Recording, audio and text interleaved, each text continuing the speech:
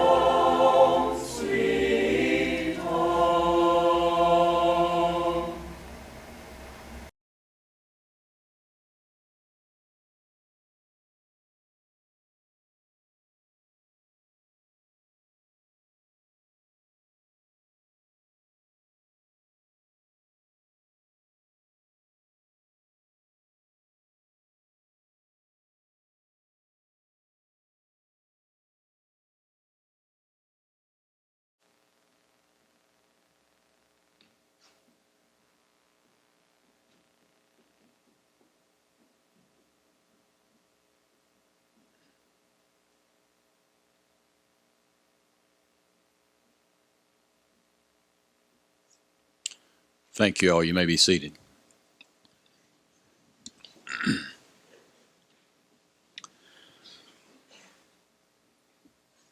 This morning I had the honor to introduce and welcome Richard Wilhelm, an expert on national and cybersecurity, to have a conversation with me on a variety of topics ranging from his time at the White House to protecting our national freedoms. Richard is currently a senior executive advisor at Booz Allen Hamilton, one of the top American consulting firms. Previously, he served as executive vice president, where he led the firm's business supporting U.S. intelligence agencies, and prior to that time, he led the business's analytics. Prior to joining Booz Allen, he had a 29 career year in government as a military intelligence officer and civilian appointee, including executive director for the Intelligence Community Affairs during the Clinton administration and service on Vice President Al Gore's national security staff, where he was responsible for intelligence, terrorism, and a range of global national security issues. As a U.S. Navy officer, he co-directed the Joint Intelligence Center for Iraq during Operation Desert Storm and was the first director of information warfare at the National Security Agency. He has had numerous overseas command and shipboard assignments while in the Navy. In his role in the Joint Intelligence Center for Iraq, Mr. Wilhelm supported the Secretary of Defense, Chairman of the Joint Chiefs of Staff, and combat commanders in the Persian Gulf. He was instrumental in developing the target set for the air war that crippled Iraq's command and control infrastructure. As the Executive Director for Intelligence Community Affairs, he was a senior national intelligence official responsible for budget information and policy, planning, program assessment, and cross-community matters. He has testified before Congress, was a member of 2 defense science boards, and he is a member of the Markle Task Force on National Security in the Information Age. He serves on the advisory board for the Maxwell School of Citizenship and Public Affairs at Syracuse University. Richard has a BA degree in Russian Studies from Syracuse University and completed graduate courses at Georgetown University. He is a distinguished graduate of the Naval College, War College, and graduated with distinction from the Defense Language Institute's Advanced Russian Language course. Will you all please join me in welcoming Mr. Richard Wilhelm to Trine University. Richard, would you please join me?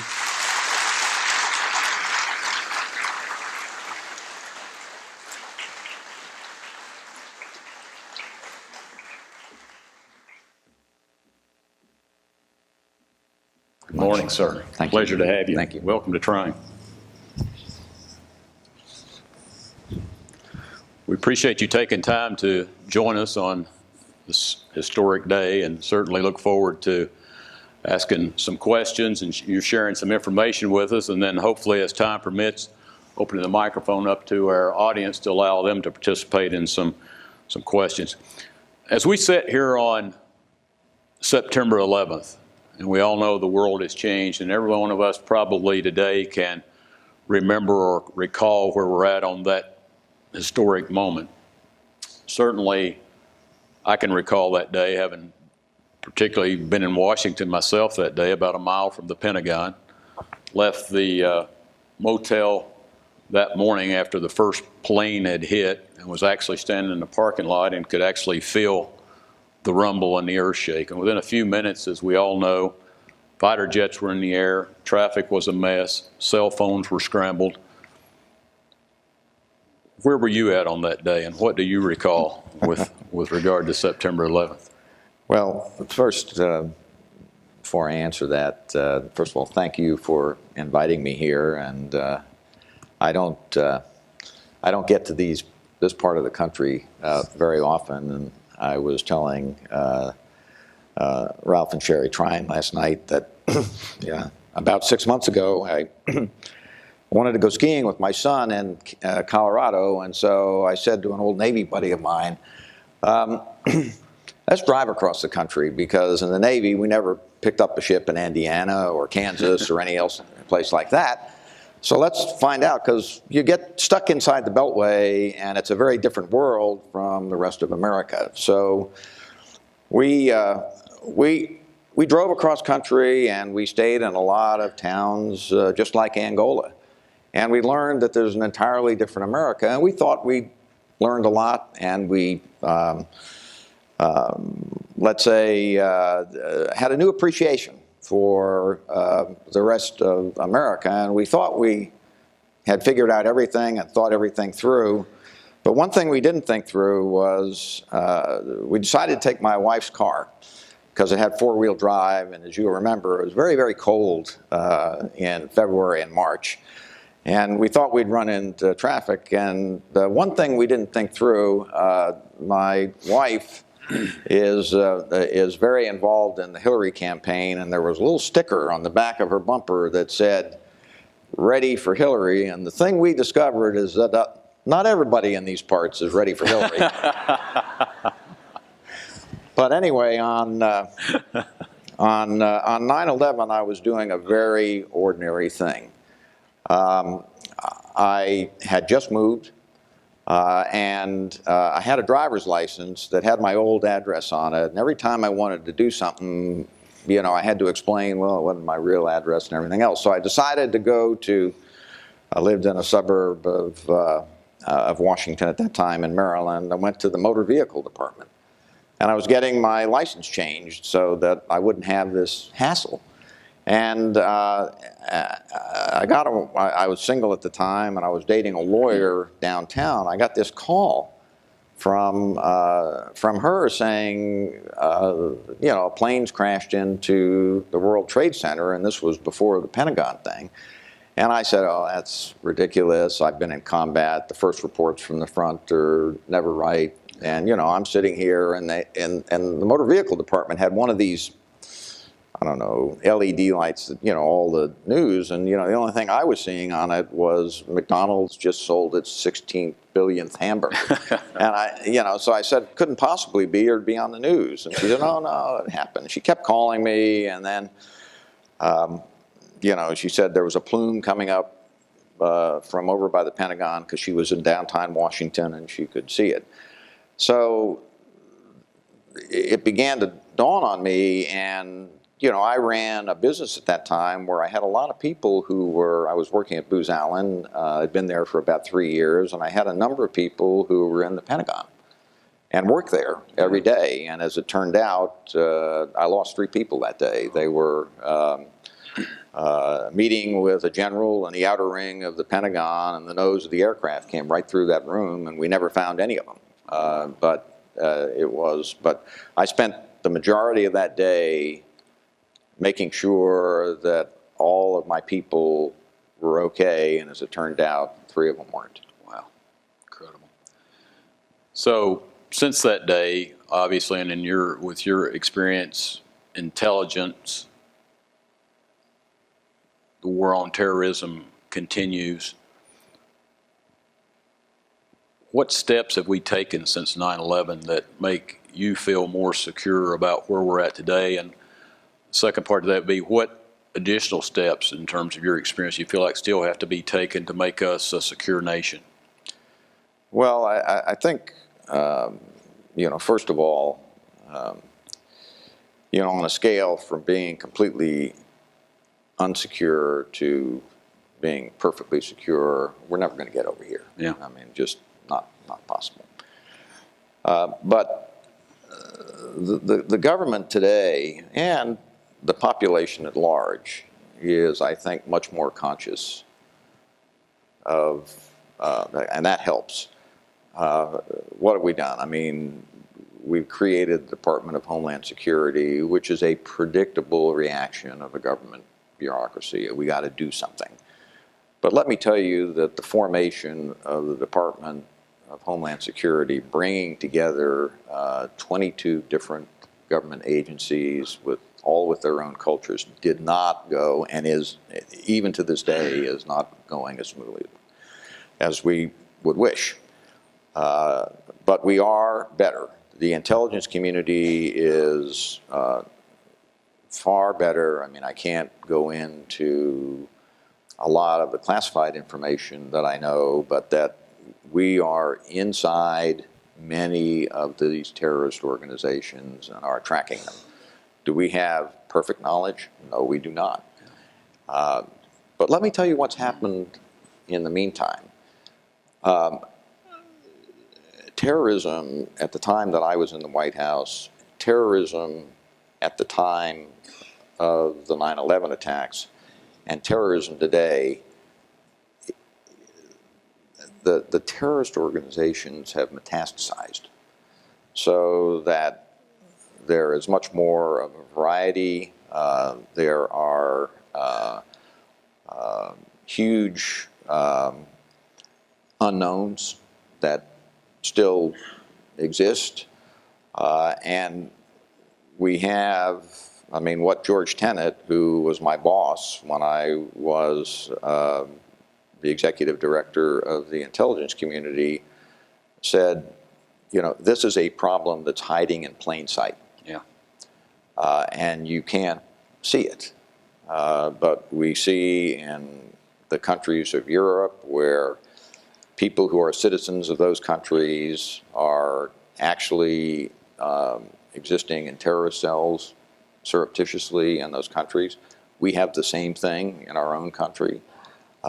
We have people who are citizens of this country who don't have the same values that we do, that are being manipulated by terrorist organizations overseas. And so the things that the intelligence community and the law enforcement agencies have to keep an eye on are much more complex and much more extensive than they were at the time of 9/11. So the short answer to your question is yes, we are better. We are a lot better, but so are they. Yeah. They're smart. They watch us. They see what's going on, and we tend to want to fight this in ways that are no longer relevant. Okay, we've got 10 aircraft carriers. We could have 15 aircraft carriers, but what does that do against ISIS? Yeah. I mean, so we tend to want to fight these wars, and you know, it's a big problem with old think. You know, as I think I was telling you last night, you know, the problem is terrorism doesn't exist within the traditional boundaries. You know, it starts out foreign, it becomes domestic. Our national security infrastructure and our public safety infrastructure makes a big distinction between foreign and domestic, but the terrorists don't. Yeah. And so the handoff around all of that is very different. We need to be, in my view, a lot smarter about how we use all the components of American power. It makes us feel good to say, let's have a very muscular foreign policy, meaning let's, you know, build up our military. But, you know, one of the things that I think everybody underestimates, and you see it when you live, and I've lived in a lot of different places around the world, American values. I mean, you don't see lots of people wanting to emigrate to Russia or to China or to those places. They want to come to the United States. And so what I say is, America may not always be exceptional in practice, but it is exceptional in its promise. And I don't think anybody in this room should ever forget that fact. Because I remember when I was at the Naval War College back in 1979 and 80, and we had a number of Arab officers in that class. And at the end of the year, we had sort of the predictable talent show, and everybody got up and did funny things. And here were these 6 Arab officers, all from countries that, let's just say, didn't espouse democratic values, singing about the democratic values of the United States. Yeah. It was a very touching moment. Sure. Because, you know, what they had realized is that this was a great promise. And around the world, no matter what you hear, when you talk to the man on the street or the woman on the street, this is what you hear about. Even in a place like Iran. The most popular nation on earth on the Iranian street is the United States. Very powerful statement that we're good on our promise. Right. So you spent a 29-year career in government, a military intelligence officer. You've been part of the Clinton administration. You were on Vice President Al Gore's national security team. Can you give us a brief insight into the workings of Washington, D.C., and particularly into the national security staff team? Yeah, how much time you got, As much as you need. I was a serving naval officer at the time that I went into the White House. There's a little game that the White House plays to sort of say, we've got a very small staff. Well, yeah, the White House pays a very small staff, but they have people detailed in from all the other agencies to sort of expand the staff and get done what needs to get done. And so the Navy nominated me to go over there with a number of other people, and I got interviewed with Vice President Gore, and he said, why do you want this job? And I said, well, I want to understand the system that sent me into combat 3 times. And he said, first of all, you're hired, and B, prepare to be disillusioned. So what you do when you're on the White House staff is, your goal is to be invisible. And your goal is to mine the government for information to inform the decision maker about what you should do. And it's a pretty heady position if you're a guy like me, because you call up State Department or Commerce Department or whatever, and you say you're on the White House staff. They hop to, and you get a lot of information. But what you find is the Defense Department will have a different view than the State Department, and the Treasury Department might have a different view on any particular national security issue.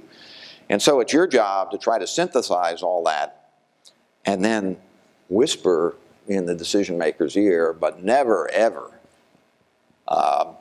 sort of take on frontally the position of the Secretary of State or the Secretary of Defense. And so you're kind of in a little bit of a difficult position, because we have a cabinet form of government. It's constitutional. And, as both the president and the vice president always say, never interfere with the majesty of those positions, because all of those folks have constituencies on the Hill. And so there's a little game that gets played politically around that. If the president wants a certain defense budget, and the Secretary of Defense and the military guys want like a bigger defense budget, they'll go down to the Armed Services Committees and sort of lobby behind the scenes, and you get this predictable toing and froing that goes on. And so what I often say is, if you're CEO of a big company, you actually have more power than the President of the United States, because generally the CEO of a company doesn't have a board of directors with 535 people on it. And that's a very difficult thing to work on. So when you work in the White House, I was a serving military officer until I retired from the military, a year or so after I got there.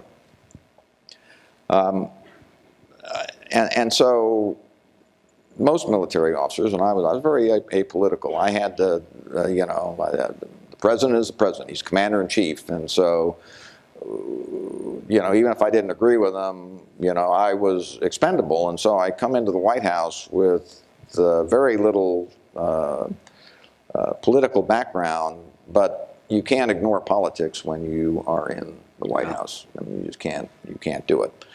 And so you sort of have to integrate this in over time.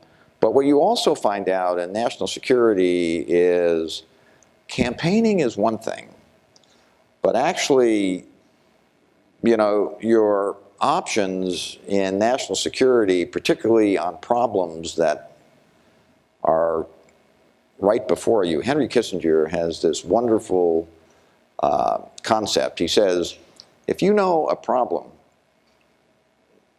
or you suspect that a problem is coming 10 years down the pike, your options for addressing that problem are virtually limitless. You've got just a wide range of things that you can do.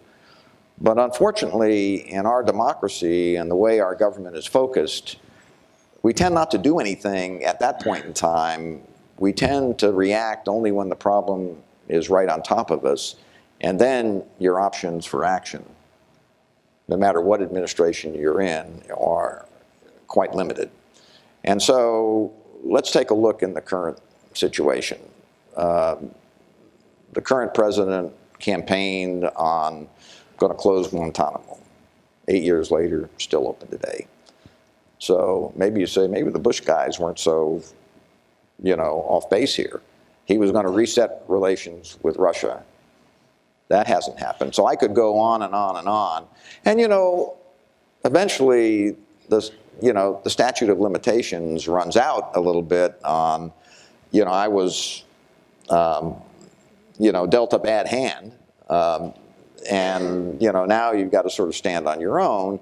And what you find is that the national security policy going through the administration changes very slowly and is remarkably consistent. And in those kinds of things. I mean, Reagan had to start from where Carter left off. You can go on and on and on. And so I like the analogy, not of judging, a president's national security performance on the basis of a few lonely moments of crisis at the top. But the analogy I like is more of a relay race where, you're a person who gets the baton from somebody else and passes it off to somebody else either 4 or 8 years later. And you try to do what you can, over time, we seem to be able to muddle through. Now, I can tell you today that, I think national security is going to be a big deal in this next campaign. Yeah. That's, I think, a little unusual because I think the American people don't think about foreign policy as much, particularly when there are so many domestic issues that we have. But it will be interesting to say. But what I'm saying, at the end of the day, no matter what either side says, campaign on, that their options for actually executing what they're going to actually be able to do are quite limited once you actually get in power. Sure. So Booz Allen, which is one of the top consulting firms in the United States, can you provide some insight as to what the firm's role is in providing direction and support for the intelligence community? Well, this was a year or two ago in Washington, a huge issue that the intelligence community in the aftermath of 9/11 had contracted out too much stuff. And so we get into these predictable arguments about what's an inherently government function and what isn't, and all sort of jargon, inside the Beltway stuff. But I ran a business that was about $1.5 billion worth of business a year with the intelligence agencies. And when I talk about the intelligence agencies, I'm talking about the CIA, the intelligence portion of the FBI, the National Reconnaissance Office, which launches and operates our spy satellites, the National Geospatial Agency, which deals with photographs that come from those satellites or come from aircraft that we have around the world, and the National Security Agency and the Defense Intelligence Agency. And the National Security Agency intercepts and analyzes communications and signals from around the world. And the National Security Agency is probably the largest of our intelligence agencies, followed by the Central Intelligence Agency. And I had 4,500 people deployed in all of those agencies. Some of them worked at Booz Allen facilities, but the majority of them, about 90% of them, actually worked as staff augmentation inside these agencies to do things that either the government didn't have the expertise for or couldn't ramp up. I've got Let me turn my phone off here. Sorry. That's a good lesson for our students right now. Right. Well, I can guarantee you that probably half of them are probably texting each other right now. And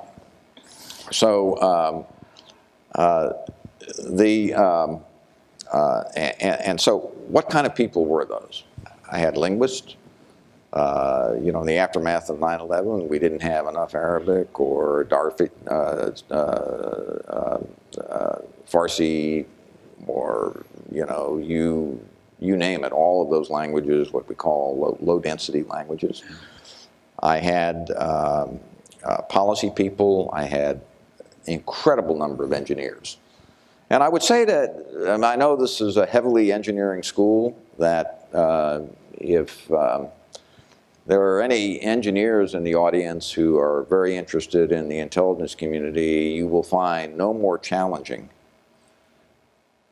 engineering or math problem than those faced by the National Security Agency. You may not make as much money as going to a company, but I can guarantee you that you won't find any more challenging or interesting work. And so, about 50% of those people were very technical engineers. And then we had a combination of people. Let me give you a typical problem that Booz Allen might work on. The intelligence community, it should not be a surprise to you, needs to operate from certain facilities which are not identified as necessarily U.S. government overseas. And so the way that's done, and I don't think I'm sort of speaking out of turn here, is that a company is established. And so and in order for that company to be established, it's got to look like a real business. It's got to actually be a real business. And so, the guys in the government will come up with this idea and say, okay, in the XYZ company, in the XYZ country around the world, does this look like a legitimate business, and do the financials, and does this look like a real business so that it can operate undercover? Booz Allen would do a job like that to make it look legitimate. We had a lot of world-class mathematicians. World-class mathematicians make a lot of money, more than the government salaries would allow them to do, and the key to breaking codes is math. My technical depth would be, I'd be out of my depth if I went, any more than that. But the engineers around the world, cryptanalysis and breaking codes and creating codes is largely a math problem. And so we had mathematicians that we could pay a couple of $100,000 a year and charge them back to the government. So all of that. Linguists, analysts, people who helped plan operations. The government just could not ramp up quickly enough to do all of these things. And the nice thing about contractors is when you no longer lead them, you don't have but the government, can't hire and fire people. Yeah. We have rules that government reacts generally very slowly. Yeah. It does react very slowly. Yeah. Yeah. All of us like our various news sources. Quick, television, newspapers, all those things, and certainly from the Desert Storm to where we're at today, media impact a lot of perceptions about terrorism and intelligence. Would you comment on your perception of the media's engagement, and how does that aid or impact national security issues? Well, let's face it, it started with Vietnam, which is a lot, probably nobody in this room remembers very much about it, but I remember it, sort of reporting from the front. But the first thing that happens is it brings the reality of combat into the living rooms of most of the American people and says, okay, I'm going to, I've got to think about this. And to that extent, I think that's a good thing. I mean, let me tell you, I've been in combat 3 times, and if you think it's glamorous, it's not. Yeah. Secondly, so that's the good thing. The bad thing is that if you go overboard with this, and so it's got to be controlled, you begin signaling to the enemy what your plans are. And so there's always this to and fro between the military. I remember during Desert Storm, Mike McConnell, and who was essentially the intelligence director for the Joint Staff, and Colin Powell, who was the chairman of the Joint Staff, would do these stand-ups. And Mike would always have to think when he talked about this. I mean, I think the fact that these folks were reporting out to the American people was a good thing, but he always had to say, well, wait a minute, I need to make sure what I say here, because I know that Saddam and his guys are listening to this as well. I think, interesting story. I don't know, I mean, many of you are too young in this room to remember Desert Storm, which was the first Gulf War. But the Iraqis were firing missiles into Saudi Arabia. They were called Scuds. They were very inaccurate. But we could detect the launches from space, because you could, the satellites that we have out there could detect the heat from the plumes. And so we had warning of it. And so when that happened, and I was back at the Pentagon at that time, I went, we all assembled in this sort of command room in the Pentagon, and, Secretary Cheney would be there, Paul Wolfowitz, who was the Undersecretary for Policy, was there, and I mean, all the heavies were in there, General Powell. And we had every resource from the intelligence community in the world coming into that room. So and what did everybody turn to? CNN. Yeah. To watch the thing, because those guys were right there. You could see the missiles coming in, and there's a fascination with a picture in the news. Now, one of the things that happened as a result of that, and this happened in the 90s on, the intelligence community became much more aware that there was a wealth of information out there in what we call open source and unclassified sources in publications and everything else, and started spending a lot of money trying to solve classified requirements from open source material. We found out that it was very cheap, that there were actually lots of people in academia who knew a lot more about the cultures of these countries that we were trying to analyze than the folks in the intelligence community did.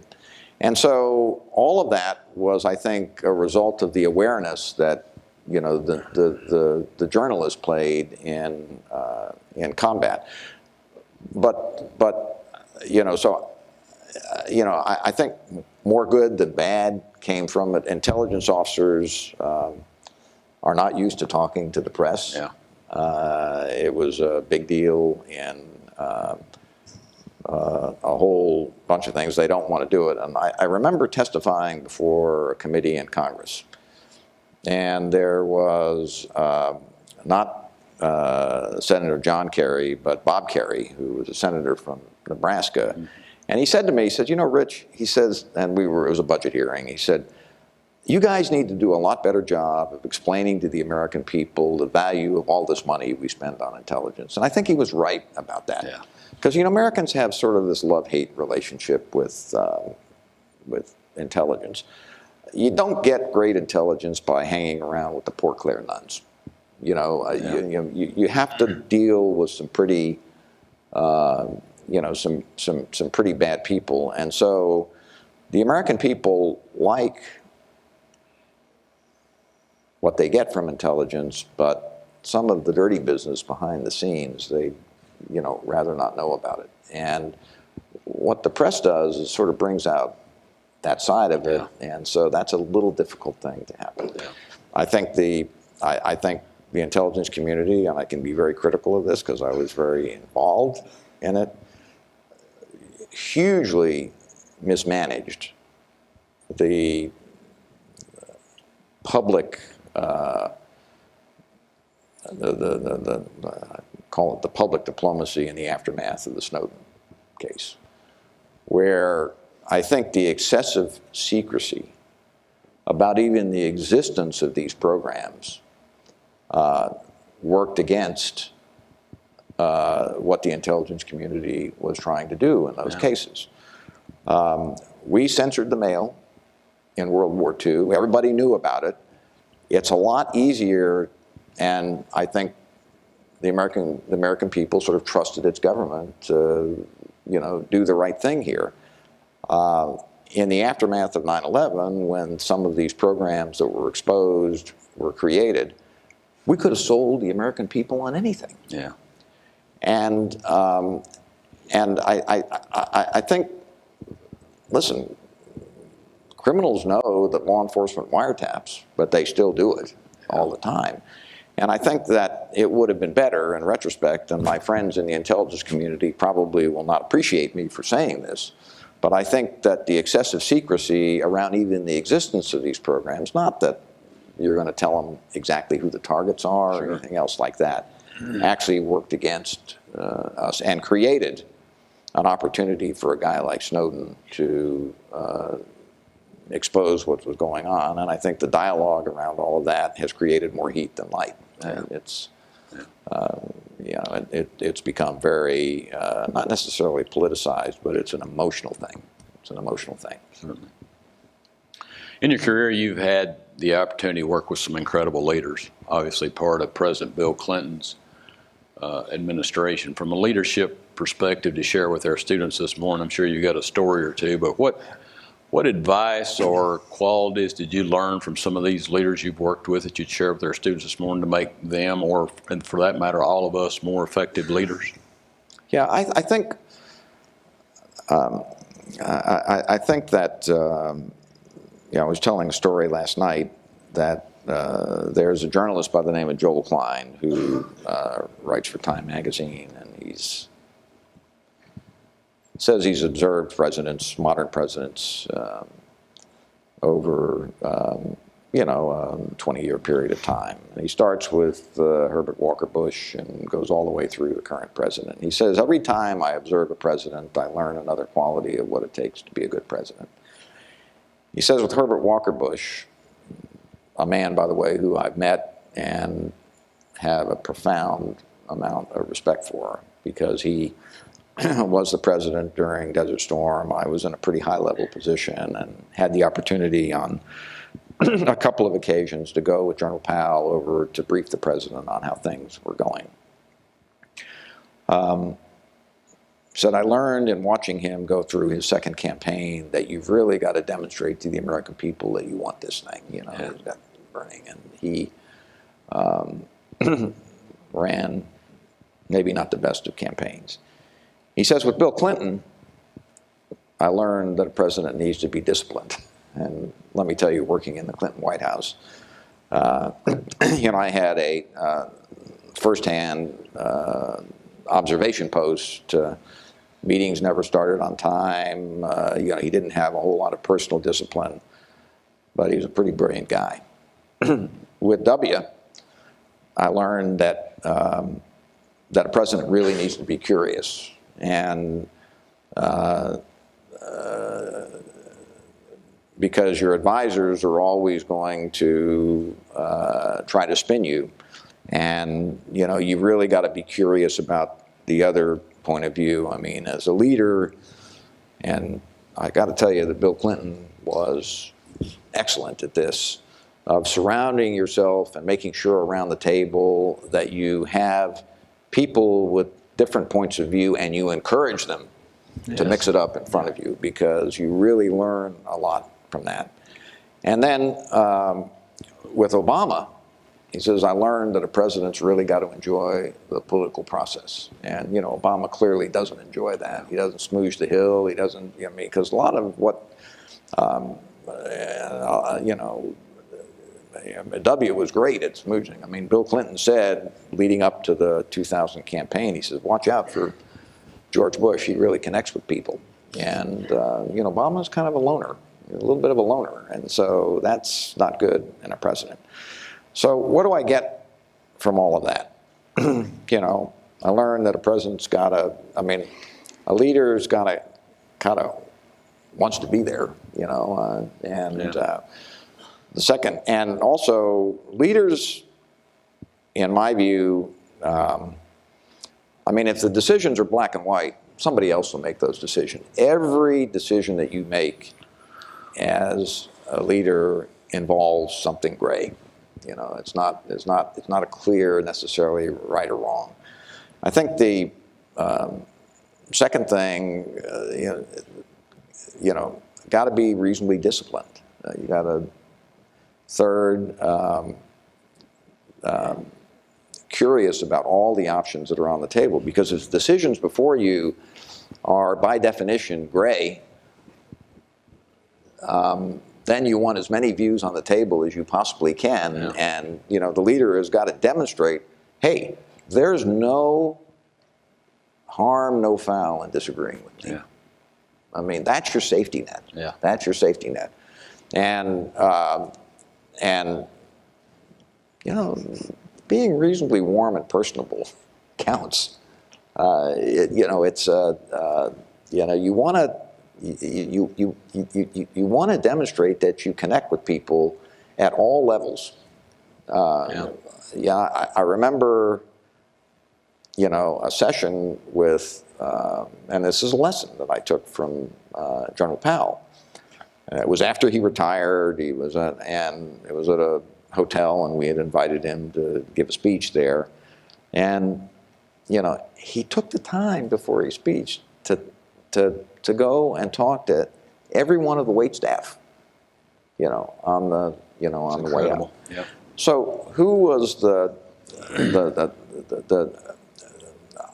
you know, of the people I've met, it's a toss-up between General Colin Powell and President Clinton. Clinton was amazing in the way that he could integrate information and spontaneously talk about it, integrate in the politics, and read his audience. It was a, you know, it was a masterful performance.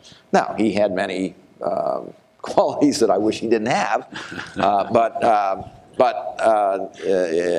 you know, I'm sure he's got many qualities that Hillary wish he didn't have as well. But you know, it's, but I do think that, you know, if you separate out that, I mean, there's a lot of people who have met him that say exactly the same thing. And he was warm and personable. I mean, he's the sort of guy, let's go have a beer. I mean, you know, I mean, he was really charismatic, and I think everybody who's met him would say that. Yeah. Powell was, I mean, talk about a guy who would surround himself with every manner of people and talk. And it was very interesting when he was Reagan's national security advisor, and I, of course, wasn't around during that time, but what he did was he would listen to everything, and at some point he would get frustrated. Yeah. And because he couldn't get agreement, he says, okay, at 7:30 tomorrow morning, I want a memo on my desk with a block to check, you know, and then I'll make a decision. But he got it all out on the table. Yeah. No students are having to shift to class here. I got a couple more questions I want to get to you, and we'd like to open the floor up for a couple more questions. Sure. But 2012, you made some remark to the World Affairs Council of the Desert entitled On Cyber Warfare, New Reality, or Cyber Vulnerabilities. Mm-hmm. Hardly a day or a week goes by that we don't hear of hackers and some scheme and so forth going on. in your estimation, how does that impact our nation's economic stability, our security, and longer term? Probably no quick fixes, but are there any solutions you see coming down the pipeline to better protect us? Well, it's a little bit like terrorism. The range between doing nothing and perfect. We're moving up that scale. I mean, a couple of things that happened. One, the technology that's available now is far superior to anything that existed prior to that time. But I think the big aha moment. Remember that most of the critical information in this country is not government information, it's private sector information that rides around on infrastructures that are privately owned and operated. Yeah. And so that's a real problem for any democratic government to say, okay, what are we going to do about that? We don't own this stuff. We don't even own the information. Financial information, the technical controls that control our pipelines or control the electric power grid or all of those kinds of things, those are generally not under the control of the government. Yet a responsible government can't say, well, we don't care about those things. And so the thing that has happened in the last couple of years is cyber is now on the burning platform of the CEO. Yeah. And the more the target is information in the new world, and there is plenty of evidence that that's the case, the more it becomes less clear about who's responsible for national security. In the old days, in national security, Defense Department, the Intelligence Community, State Department, that was who was responsible for it. But if you're the CEO of a big bank, let's say Bank of New York Mellon, which is the largest clearer of federal treasury in the United States, or Citibank, and you've got all this information, that information is not only valuable to the bank or to people who put money in the bank, but to the nation at large. And so what is that CEO's responsibility for national security? He can't say, or she can't say, it's not my problem, that's the government's problem. Yeah. And so, what's happening is a new paradigm is emerging in the right direction, where maybe it's regulation, maybe it's self-interest, maybe it's, but 95% of government information travels on infrastructures that are privately owned and operated, and 99% of the valuable information is private sector information. Yeah. So the big aha moment for me is the emergence of the fact that the private sector is now paying a lot of attention to it. And let me tell you that the innovation that is taking place within the technology community around security is far outpaces anything that the government has been able to do, and it does it quicker. But the real answer comes in changing the culture. It's behavior. It's the technology piece is not trivial, but it's trivial compared to what I call the soft stuff, which is far more important. And we're going to have to deal, I think, with this issue of, the competition or the conflict between public safety and national security and privacy and civil liberties on the other hand. I'm not. So if you will, continue on with that line of thinking for a minute. What's your opinion of that, where there's a fine line between, the personal freedoms and ensuring national security? And then what role do you think that will play in the upcoming presidential election? I don't know, because I think there are so many other more emotional issues that are coming into the fore. But I do think that, in the aftermath of the Snowden revelations. And so, full disclosure, Ed Snowden worked for me. I was at, Booz Allen. He worked in my group. I didn't know him, but he worked in a 300-person outfit I had out in Hawaii. It was interesting. I was in Israel at the time this broke, and the firm, because I ran the intelligence business, wanted me to take a small security detail with me, and so they hired a couple of guys who were former Shin Bet guys to, and I thought it was all ridiculous. I mean, I didn't think the Israelis were going to do anything. They might bug my room or something like that, but I didn't think they were going to do anything.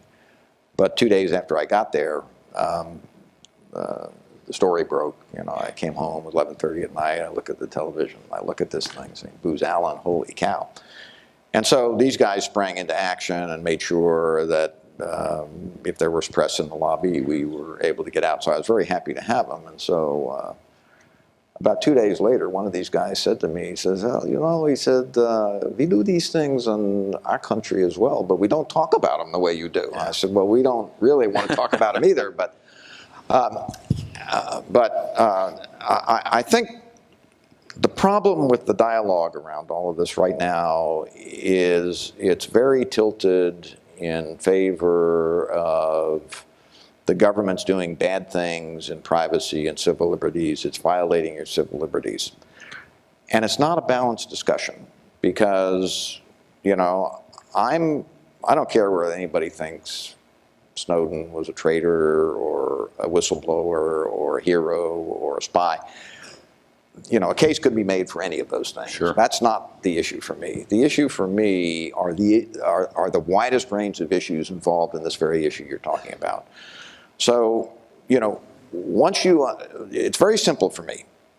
The American people expect their government to connect the dots. In order to connect the dots, you've got to have the dots. And at the point of collection, you don't know whether it's a good dot or a bad dot. Yeah. But you got to have them.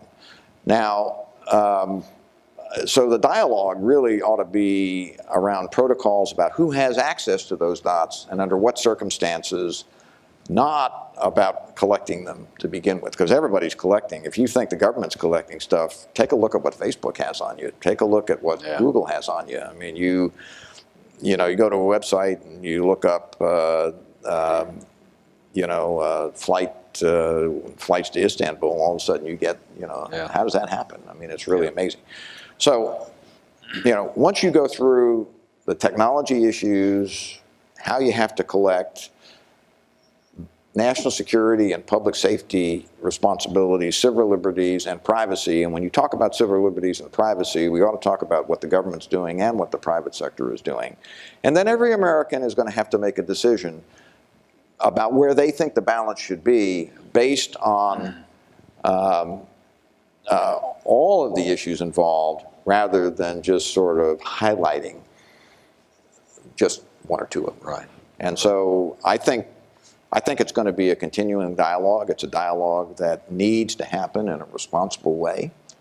And, if anything good comes out of Snowden, that is it. I think the investigation still goes on. Okay, one can be sympathetic with him about exposing what he calls the domestic spying issues, but giving away to the Chinese everything that we knew about the Chinese and giving away to the Russians everything that we knew about Russia, I mean, that man has done incalculable damage to the safety of this nation. And, he didn't, he says he didn't do that, but let me tell you, there's plenty of empirical evidence that he did. You willing to take a few questions from our audience? Absolutely. So from our students and guests, if you would please come down to the microphones in either aisle, but we've got time for 2 or 3 questions. If you would identify yourself this morning and let Richard know where you're from. Right. Jordan Backer, senior mechanical engineer from Centerville, Ohio, which is just south of Dayton. My question is kind of like 2 parts. One, what was it? Yeah, shoot. How much of information from national security should the general population know? And then how much do you think the general population can handle? My own personal view is that they should know a lot more than they do right now. But you know, I do think that there are some things that, I mean, we ought not to be signaling to our targets how good we are against them. It's very interesting, you know, you know, I think, you know, how good we were against some of our European allies. You know, American interest and other countries' interest are not exactly the same all the time. And, you know, I think those that say, well, if we want to know what a foreign country is doing, we just ask that country and they'll tell us. That's a very naive way of thinking about it. So I think those sorts of things need to stay in the background. But the fact that we have an exceptional capability and intelligence in general, I think the American people ought to know. I mean, I can tell you that the intelligence budget of the United States is a big number, and we spend a lot of money on it, and I think that public money is subject to public accountability. So I would be much more forthcoming with the press, I think, than necessarily we are. Now, that's not a popular view in the intelligence community, but, you know, just like diplomacy, I mean, a lot of diplomacy needs to be conducted in secret. If everybody's private conversations back and forth, I mean, I don't think the American people can, I mean, they might be able to handle it, but I don't think that there's any useful, you know, any useful purpose that comes out of sort of conducting your diplomacy out in the public all the time, where everybody can comment on it. You know, at some point, the end result needs to be there. It's the same thing with intelligence, and so, you know, I don't think the American people are incapable of understanding that, but I think too much detail is, you know, particularly, you know, when you're signaling to your adversaries or to your targets, or you're getting into the details of exactly how we do this stuff, it would compromise it and you'd lose the capability. So I hope that answers your question a little bit. It's kind of a gray area. We have another question here to our right. Yeah. Hello, my name is Garrett Benedict, and I'm a computer engineer with an interest in security. And I was wondering, what's the best way to get your foot into the door in like military defense and into like intelligence? Well, I mean, there's a number of ways. You know, in the aftermath of 9/11, the applications to all of the intelligence agencies went up incredibly. But there are really 2 or 3 ways in. I mean, one is to actually apply to these intelligence agencies when you leave, or apply to like the National Security Agency with a computer engineering degree. They'd probably be delighted to have somebody like you. And try to get, I don't know, are you a senior or are you more junior? Junior. Yeah, I mean, maybe, you know, you might want to apply to the National Security Agency if you get an internship for the summer, and that's a way in, because then they can, if they decide to hire you, then they can process you for a clearance, you know, while you're finishing up your education. The second is to go to any number of contractors in the Washington area or elsewhere that deal with the intelligence agencies, and, you know, Booz Allen is one of those, but SAIC, you know, Raytheon, I mean, they all have things, so you can get a job. Those are the 2 easiest ways in. Generally, the limiting factor is the clearance issue, and so if you can get an internship, that helps a little bit, because you're not sitting around cooling your heels while your clearance gets processed. And generally, a contractor or the government won't hire you until they know that you're clearable. Yeah, and so that's that. You know, those are the 2 ways in, the easiest ways in. All right, thank you. Yeah, great. Another question? Hello, sir. My Hi. name is Alexander Payne. I'm also a computer engineering student. I'm from just north of here in Michigan. But especially in light of recent events, as you mentioned with the Snowden affair, there have been movements in the technology industry towards more user-driven cryptography and using cryptography to basically encipher all communication that happens, whether it be completely meaningless and trivial to actually important to the participants having it. Would you say that that sort of movement has had a noticeable effect on your work in cybersecurity and information processing, or is it just still at this point more of a fringe movement that doesn't really do very much overall to? Well, yeah, it's interesting. Even 20 or 25 years ago, there was a great worry in the law enforcement community and the intelligence community that the advent of public key encryption, which is something that would be available to everybody, would migrate to our targets, and then we would go deaf. That didn't happen. Okay, I mean, I tell you, it didn't happen 25 years ago. You know, I don't know why it didn't happen. I think it was expensive, and you know, doing all of that. But I think that, you know, it's a. I think as the case of the technology community, particularly out in Silicon Valley, saying we're going to put encryption in our telephones or in our email that nobody can break. We can't have access to it, and nobody can have access. You know, to the companies that would do that, I think you'd have to ask yourself, what is it you want as a nation? Because that's, you know, that's gold for people who would do us harm. If you have completely unbreakable encryption that nobody can get into. So what I'll go back to saying is where the effort should be is who should have access to these data, under what circumstances, what is the protocol and the control regime around it. So I think completely unbreakable encryption that nobody has access to except you as an individual, I think that's a particularly dangerous thing if you're a national security expert. It's, you know, may make people feel good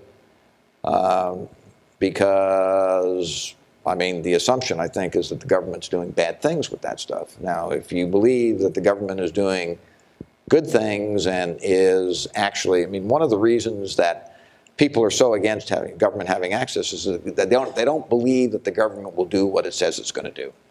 And there's not much evidence that the government actually does something different. Are mistakes made? Yes, but that the government does something. I mean, the government is not listening to, you know, somebody talking about Aunt Mary's apple pie recipe. That's not what they do.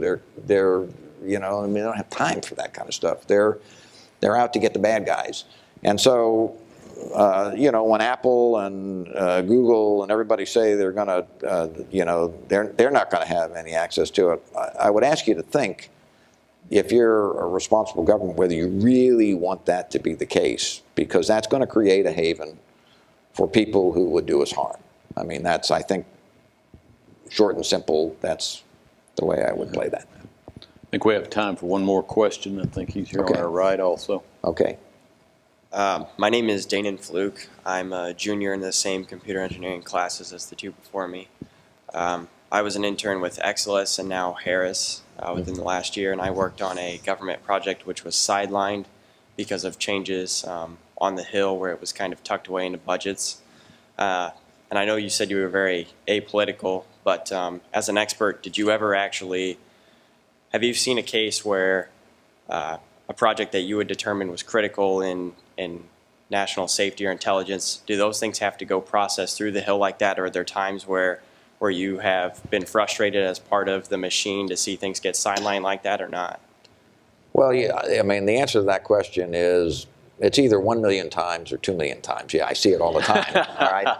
So, yeah, I'm just not, yeah, you know, it is part of our political process. And, you know, even though our political process, which I think is far more polarized right now than it's been for a long period of time, and I think that's sad to see it happen. But that political process actually protects us. I think the founding fathers actually designed it in that way to make sure that nobody could have, too much power. But when it's taken to extremes, as in the case that you're talking about, yeah, I see that happen all the time. I don't, and I mean, I think that's probably the cost of, the structure that's been set up that creates a lot of good as well. So I mean, it's a great question, but I see it happen all the time. Richard, we have a presentation we'd like to make to you this great. morning.